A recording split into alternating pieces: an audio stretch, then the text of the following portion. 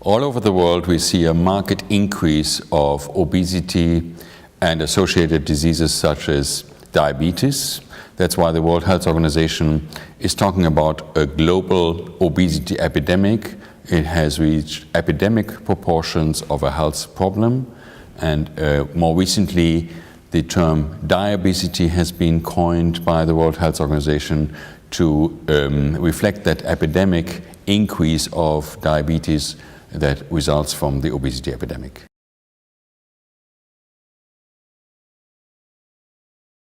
Obesity is not only a big problem for the affected individual in terms of the large burden of disease and loss of quality of life, but it's also a big problem for society at large because obesity is associated with huge costs. In the US, it is estimated that already 16% of global health care costs are spent for obesity consequences. And also there is high costs for society in terms of social services costs and loss of productivity.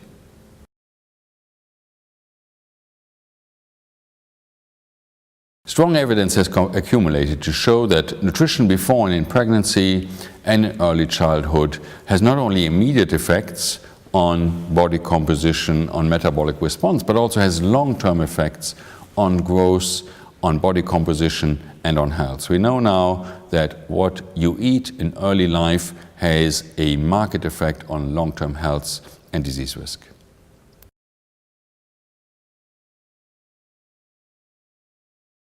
One of the key hypotheses we have in programming research today is the fetal overnutrition hypothesis. And we know, for example, that women who are obese at the time of becoming pregnant increase the risk of their children to become obese by about 2 times.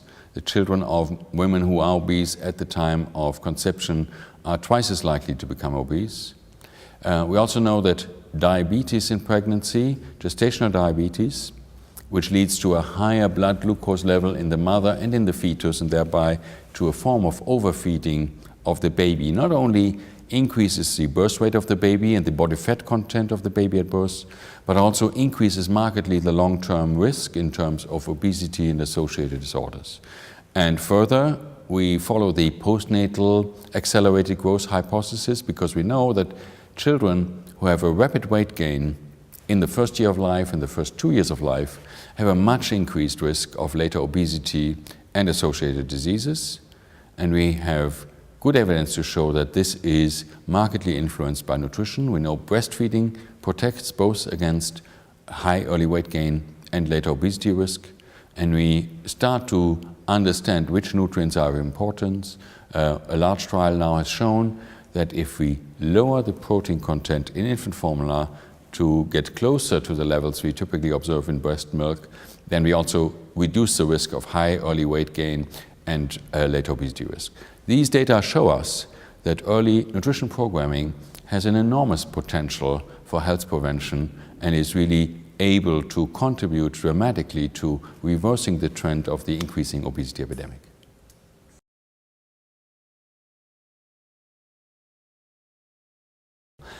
We have 3 major columns of approaching these open scientific questions.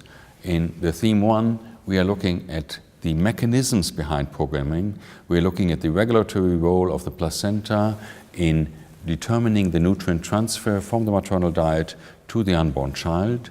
We're also looking at the epigenetic mechanisms, in other words, the modification of gene expression through nutrients that can have a lifelong effect. And we are looking at the particular metabolic response factors in the body of the mother and the child that really determine long-term health. In the second theme, theme 2, we have a large number of prospective cohort studies in subjects that were recruited already before in pregnancy or in early infancy and then followed long-term, not only from Europe but also from Australia and the United States. And here we have the opportunity to really determine the key factors that affect long-term health outcomes and also the effect sizes, which are the factors that are really important for health prevention. And the third theme looks at randomized control intervention trials, where women in pregnancy and infants and young children after birth were exposed in a randomized fashion to different dietary intervention and sometimes also intervention affecting physical activity. And these studies are particularly important because they provide very firm evidence for the effect of intervention and therefore are key to inform policy and recommendations.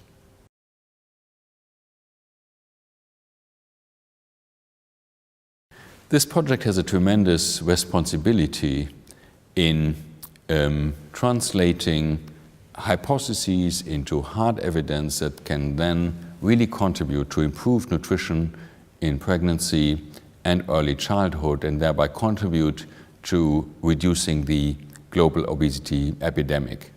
Our hope is that in 5 years we have much better evidence, and we will have the evidence to provide firm recommendations that can really contribute to the benefit of people not only in Europe but also globally.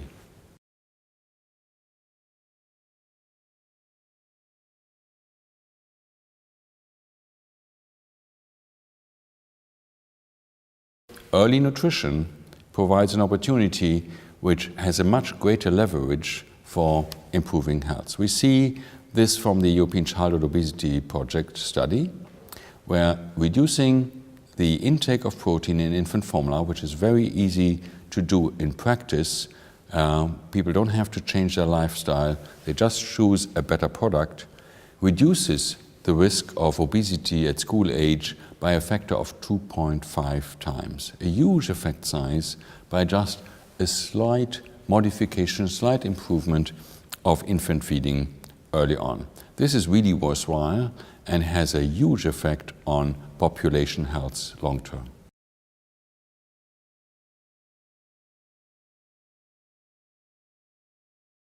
If we really can strengthen the evidence for effective interventions before and during pregnancy, during the breastfeeding period, and in infancy and early childhood, we have the opportunity to contribute markedly to improving health of people, to reducing the risk for obesity, diabetes and heart disease, as well as other associated adverse outcomes. And that will not only benefit the quality of life and well-being of people, it will also have a huge economic benefit for society. We could spend much less money in healthcare for treatment of diabetes, and we could use it for much more useful things, such as preventive interventions in pregnancy and early childhood.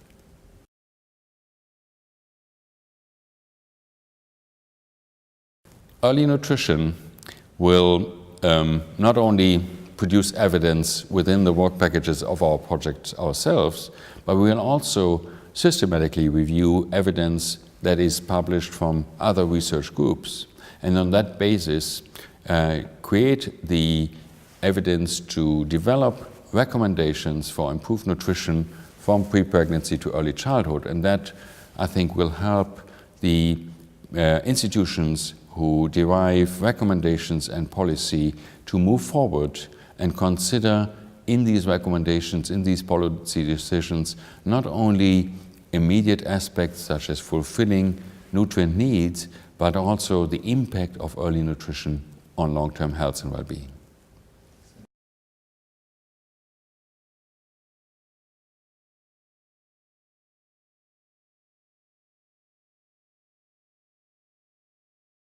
Like in many other EC-supported research consortia, also early nutrition has a combination of researchers from academia, from large food industry companies, and from small and medium enterprises.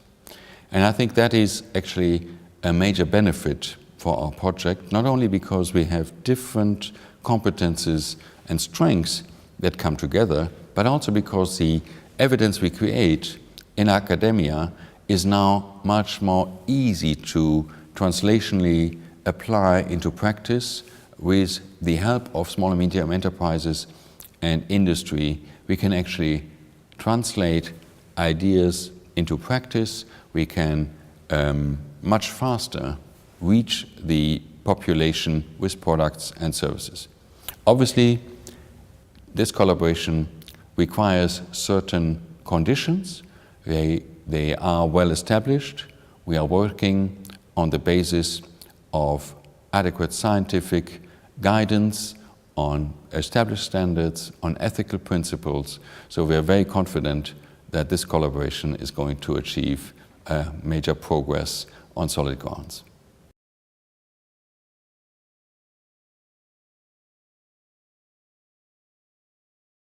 We are very excited about the opportunity that EarlyNutrition offers, the world's largest research collaboration on early nutritional programming of long-term health that involves not only researchers from Europe but also from Australia and the United States. In other words, a global collaboration that really brings together the strengths of some of the best researchers in this world. This is an exciting project.